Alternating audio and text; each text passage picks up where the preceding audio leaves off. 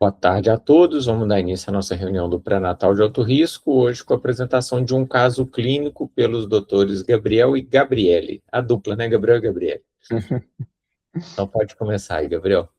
Clica no alto aí, Esse na negocinho lateral. aqui. Beleza, Perfeito. pode ir. Pode começar, Gabriela. Boa noite, pessoal. Eu sou a Gabriele, R1 de Ginecologia e Obstetrícia, aqui no Hospital das Clínicas. Hoje vamos trazer um caso de uma paciente de 37 anos, gesta 5, parto vaginal 5. Durante as 3 primeiras gestações não teve nenhuma intercorrência. Durante a 4ª gestação, em 2012, essa paciente teve um diagnóstico de hepatopatia crônica fibrosante, com uma hipertensão portal secundária à esquistossomose, após um episódio de uma hemorragia digestiva alta. Ela fazia acompanhamento com a clínica médica, mas sem um acompanhamento especializado desde então. Durante a 5ª gestação, fazia acompanhamento no Sofia, pré-natal de alto risco, por uma diabetes gestacional controlada com insulina. E desde 2012, além, né, dessa descoberta da hemorragia digestiva alta, ela teve também internações em 2021, e em outubro de 2025, já nessa gestação, com necessidade de endoscopia digestiva alta com ligadura elástica de varizes e hemotransfusão. Posteriormente, só um minutinho, posteriormente, em dezembro de 2025, ela foi internada no Sofia, teve uma piora clínica laboratorial relacionada a essa hepatopatia crônica, associada a uma síndrome colestática a esclarecer. Foi encaminhada para o HC e ficou internada do dia 21 ao dia 31 de dezembro. Nessa internação, então, que nos chama a atenção dos exames laboratoriais, bilirrubina total aumentada, horas diminuía, em alguns momentos aumentava novamente, com um padrão de flutuação, plaquetopenia e fibrinogênio preservado. No ultrassom abdominal, hepatopatia crônica, que já era conhecida, hipertensão portal, esplenomegalia, colelitise, lama biliar incoleno, mas não havia dilatação de vias biliares. Chegamos, então, à hipótese diagnóstica de uma colestase intrahepática da gestação, associada à colecistopatia calculosa, lama biliar, com uma possível migração pelo colédoco, mas sem uma obstrução fixa. O que nos chamou a atenção também nessa paciente é um histórico prévio de icterícia e prurido na fase final das demais gestações, com uma resolução pós-parto. Essa paciente teve alta, com uma programação de interrupção da gestação com 37 semanas, pela condição, quanto da diabetes, quanto da hepatopatia, e retornou, então, do dia 4 de janeiro ao dia 6, ficou internada para a indução do trabalho de parto com 37 semanas. Nessa internação, ela tinha a bilirrubina total ali já um pouco mais aumentada e plaquetopenia. Teve um parto vaginal sem nenhuma intercorrência, essa paciente recebeu alta para seguir fazendo acompanhamento via ambulatorial. No dia 8 de janeiro, essa paciente ela é readmitida com hemorragia digestiva alta. Teve episódios de melena e 3 episódios de hematoquesia. Ali no início, a nossa equipe descartou questão de sangramento obstétrico significativo, os locos dessa paciente fisiológicos, e no exame físico também evidenciou hemorroidas sem sangramento ativo. Essa paciente estava em bom estado geral, hipocorada, ictérica, mas mantinha um padrão, ela estava hemodinamicamente estável. Além disso, apresentava um abdômen globoso, ascítico, mas indefeso. Apresentava também ali a esplenomegalia e não havia edema em membros inferiores. Sobre a questão dos exames laboratoriais dessa paciente, a gente já vê ali uma queda significativa da hemoglobina. Plaquetas também, e a bilirrubina total já não estava tão elevada mais. TGO, TGP elevados, fosfatase-alcalina também. Então, a gente vê aqui uma panstopenia provavelmente associada a uma hipertensão portal. De condutas iniciadas para essa paciente, foi o octreotide endovenoso, a ceftrexona profilática, o omeprazol endovenoso, e foi realizada uma nova endoscopia digestiva alta, com ligadura das varizes esofágicas, eram finas e médias, tinha sinais de fragilidade e tinha cicatrizes também das ligaduras prévias. Não teve nenhuma intercorrência, o paciente ficou bem.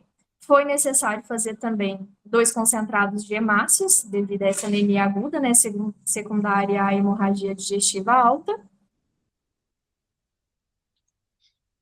A paciente evoluiu bem após o tratamento, não teve novos episódios de sangramento, estava tolerando bem a dieta, que foi retroinduzida progressivamente, não tinha dor abdominal, mantinha diurese e evacuação sem presença de sangramento.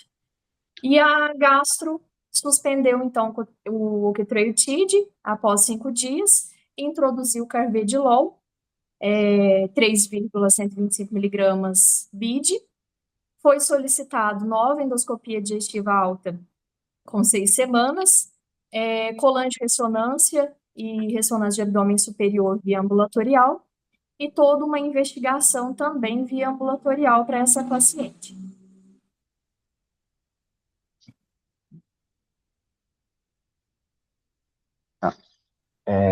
Quanto à discussão, no nosso caso, né, a gente vai ver que no Ocidente a maior causa de hipertensão portal nessas pacientes vai ser comumente a cirrose hepática.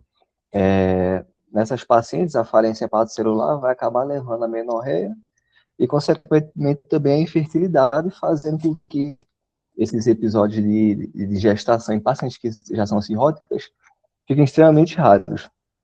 A incidência de cirrose na gestação acaba sendo de 1 a 950 gestações. A gestação, a cirrose, ela pode ser exacerbada por vários danos que vão ocorrer durante a gestação, que pode levar a piores desfechos maternos fetais. Ocorrem várias alterações fisiológicas durante a gravidez, várias mudanças hemodinâmicas, que vão se iniciar desde a partir das 6 semanas e vão atingir seu máximo a partir das 32 semanas de idade gestacional. Entre as mudanças hemodinâmicas que podem ocorrer, tem um aumento do volume plasmático, que vai aumentar de 40% a 50%, um aumento da frequência cardíaca da paciente, uma queda na resistência vascular sistêmica, consequentemente, aumento do débito cardíaco em 30% a 50%. O estado hiperdinâmico da gestação pode levar também à piora da hipertensão portal já pré-existente. Pacientes que possuem cirrose e são gestantes vão ter um risco de 20% a 27% de sangramento durante a gestação. E se essa paciente já tem um diagnóstico prévio de varizes esofágicas, essa chance vai ser muito maior. Entre as complicações maternas, a hemorragia gastrointestinal vai ser a complicação mais temida durante a gestação dos pacientes que possuem hipertensão portal. Aproximadamente 75% das pacientes que já tinham diagnóstico prévio de varizes esofágicas vão sangrar na gestação. Esse sangramento pode ocorrer durante qualquer fase da gestação, mas vai ser mais comum no segundo e no terceiro trimestre, que é quando as alterações hemodinâmicas vão chegar no seu pico. E também tem um período, no segundo período discursivo do parto, também pode ocorrer chance maior de sangramento. Entre os preditores de sangramento durante a gestação, vão ter a presença de varizes calibrosas, presença dos red spots na endoscopia, história de sangramento anterior à gestação, entre as complicações maternas também. Caso apareça também a presença de sangramento gastrointestinal, a ressuscitação volêmica e a estabilização materna vão ser a prioridade no tratamento. A endoscopia digestiva alta já é um exame que a gente vê que é seguro ser realizado na gestação, e quando tem risco, é um pequeno risco de hipóxia fetal, mas devido à sedação, devido ao posicionamento do paciente durante o exame. A ligadura endoscópica, durante a gestação, a gente vê que é o tratamento de primeira linha, é o tratamento mais seguro, e a escleroterapia também pode ser utilizada, mas acaba sendo evitada pelo risco de fazer o escleroterápico no vaso, né? Entre as medicações vasopressoras, o oteotride é o mais usado, é o que tem o melhor perfil de segurança, mas a glipiricina também pode ser usada, mas costuma ser evitada. Entre as outras complicações, também pode ocorrer também a descompensação hepática com surgimento da encefalopatia hepática. Entre as principais causas de encefalopatia hepática vão ter hipotensão, infecções, uso de algumas medicações e sangramento gastrointestinal. A encefalopatia hepática, ela pode ocorrer durante todos os estágios da gestação, mas ocorrem geralmente depois de sangramentos ou infecções. Entre as drogas causadoras da encefalite hepática que podem exacerbar, estão principalmente os benzodiazepínicos e as medicações usadas para tranquilizantes e sedativos. O tratamento da encefalopatia vai ser igual ao de pacientes não gestantes. Uso de lactulose e antibiótico terapia. Quanto à antibiótico terapia, o metronidazol costuma ser o mais seguro.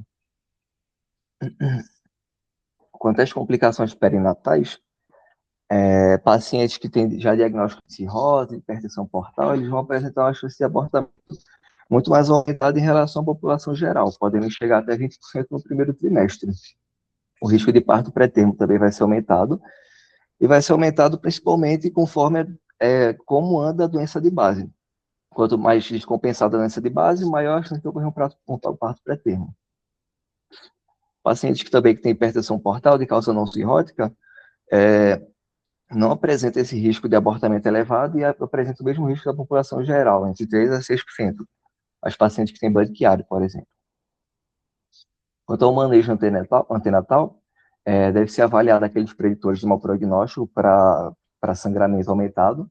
Entre eles vão ter história de sangramento anterior à gestação, varizes calibrosas, pacientes com ascite, com outras comorbidades como trombocitopenia, icterícia, hiperesplenismo. Antes da gestação, tem que ser orientado essas pacientes sobre a possibilidade de piora da gestação, a possibilidade de complicações da doença. Caso essa paciente tenha uma doença aguda muito descompensada, tem que ser avaliada a contracepção e uma gestação no segundo momento. Em pacientes que mantêm desejo de gestação, tem que avaliar a realização também da endoscopia antes da gestação para poder avaliar a extensão da doença e avaliar a realização de ligadura profilática dessas varizes esofágicas. Essas pacientes hepatopatas frequentemente usam um monte de medicação que devem ser avaliadas o perfil de segurança delas antes da gestação. Medicações como prednisona e azathioprina ainda podem ser mantidas durante a gestação, mas as doses devem ser reduzidas por um mínimo possível que ainda mantenha um efeito terapêutico. A espironolactona preferencialmente deve ser suspenso e o uso de beta-bloqueadores pode ser mantido, mas tem que sempre pesar risco-benefício. No manejo perinatal, essas pacientes elas devem ser conduzidas por equipe experiente e multidisciplinar, obstetras e gastroenterologistas. A anemia deve ser sempre evitada nessas pacientes por causa do risco aumentado de sangramento, e caso elas surjam, deve ser tratadas de maneira enfática. Além da rotina habitual dessas gestantes, tem que ser solicitado também função hepática e hemograma pelo menos mensalmente, cada 4 semanas. Pacientes no segundo trimestre da gestação, obrigatoriamente, tem que passar por um rastreio endoscópico para poder avaliar a extensão da doença, avaliar risco de sangramento e também avaliar fazer a ligadura elástica. Pacientes que têm uma doença bem controlada podem ser levados até o termo, não tem data definida para poder interromper essa gestação, e se for interrompida antes do termo é por causa de descompensação hepática grave ou sangramento, descompensação dessa doença de base. Quanto à via de parto, não tem nenhuma recomendação, dando preferência ao parto vaginal, sendo a cesariana realizada apenas se tiver indicação obstétrica. Durante o trabalho do parto, o manejo dessas pacientes deve ser individualizado, sempre deve ser realizada a reserva de hemocomponentes, plaquetas, concentrado de hemácia. Deve ser avaliada a transfusão entre a parte de plaquetas se o paciente tiver hiperesplenismo, com plaquetopenia grave associada. A analgesia peridural, ela não é contraindicada, contanto que não tenha plaquetopenia grave ou coagulopatia. E caso tenha necessidade de cesariana, por qualquer motivo, a raquianestesia ela vai ser sempre preferível à sedação, devido ao risco de sangramento durante a intubação ou extubação dessas pacientes. E quanto ao pós-parto, essas pacientes, elas frequentemente também apresentam peritonite bacteriana espontânea, especialmente as mulheres que já têm ascite também. Caso tenha qualquer febre puerperal, deve ser sempre investigada e tratada e manejada com antibiótico terapia. E essas pacientes devem ser orientadas sobre contracepção adequada, especialmente fazendo uso de dispositivos intrauterinos, implantes, contracepção definitiva, se a paciente desejar. E a contracepção hormonal combinada, ela normalmente vai estar contraindicada tanto pela doença de base quanto pelo risco de colestase. Aqui está a nossa bibliografia. Isto. Obrigado, pessoal, pela apresentação. Acho que foi bem ilustrativo aí do nosso caso. A gente trouxe porque é um caso relativamente raro, né? Caso de cirrose hepática na gravidez, com varizes esofágiana. A incidência é na casa dos 5 para 100 mil, é um caso pouco comum. E a gente, coincidentemente, a gente está com outra paciente no momento. Essa paciente foi do fim do ano passado, e no momento a gente está com uma outra paciente internada com 19 semanas, com um quadro semelhante, com varizes esofágiana sangrante, né? Então a gente acaba vendo muito essas raropatias, por isso a gente resolveu trazer também para relembrar aí o acompanhamento. Mas vocês viram que da parte obstétrica não tem muito o que fazer mesmo, não. É o acompanhamento clínico, né? Cuidado lá com as varizes, pode fazer endoscopia, deve, né, cauterizar, ligar as varizes se tiver com sangramento e tentar manter o quadro clínico. Essas pacientes, a gente acaba tendo pouca, primeiro, porque nossas pacientes são mais jovens, né? Elas, às vezes, ainda não teve o tempo de desenvolver uma cirrose com varizes tão importante, a não ser que ela tenha iniciado a doença, seja uma doença de início mais precoce, ou então relacionada à esquistossomose, né? Doenças que a vão atingir, vão se tornar grave enquanto ela ainda está na fase reprodutiva. E segundo, se ela está na fase reprodutiva e a doença já está muito grave, o que ela tem é dificuldade para engravidar, né? Porque o fígado já não está funcionando bem, já acaba interferindo na parte hormonal. Então, felizmente, a gente tem poucas dessas pacientes, mas nós, coincidentemente, tivemos 2 em menos de 6 meses, né? Então, acho que foi boa essa revisão para o pessoal já ficar ciente aí da paciente que está internada, que ela está com 19 semanas, já fez o tratamento das varizes, deve ter alta em breve, mas vai retornar para o parto, então é bom a gente ficar conhecendo a história e as condutas que podem ser tomadas. Alguém gostaria de fazer alguma pergunta, algum comentário? Ana? Oi, gente, boa noite, parabéns pela apresentação. Eu só fiquei com uma dúvida, em relação ao octreotide, tem alguma contraindicação, tem algum risco, alguma coisa assim? Octreotide não. A gente tem que dar terlipressina, mas o octreotide pode ser usado sem medo. Professora Eura? Então, primeiro dar as boas-vindas a Gabriela e Gabriel, né, que estão chegando no Pinar agora, mudou o rotiça agora, e cumprimentá-los pela apresentação, e falar que uma vez eu estava no plantão aí do HC, a gente teve um caso desse, era até uma paciente do nosso ambulatório, e ela era jovem, acho que tinha 30 anos, ela tinha esquistossomose hepatosplênica, e aí ela teve um sofrimento fetal agudo, nós tivemos que fazer uma cesárea de urgência, e uma das piores hemorragias puerperais que eu já vi, né, pelos distúrbios de coagulação mesmo que elas têm, né. Porque quando ela já está com distúrbio de coagulação instalado, né, aí é só repondo todos os hemocomponentes e transfusão de tudo que a gente tem direito, né. Por Mas isso que bem melhor a gente evitar que ela chegue nessa situação, né, Eura? Pois é. Beleza, obrigado aí pela sua lembrança desse outro caso. Alguém mais, gente, quer fazer algum comentário ou pergunta? Tudo bem, acho que eles gostaram da apresentação da dupla Gabriel e Gabriela, ninguém ficou com dúvidas, não. É difícil o assunto, né? É um assunto que não é para nós obstetras, não, né? A gente só vê, assim, não. Felizmente a gente vê pouco, né? Sim. Mas então tá, gente, então obrigado, até semana que vem, então. Obrigada, abraço, gente. Abraço.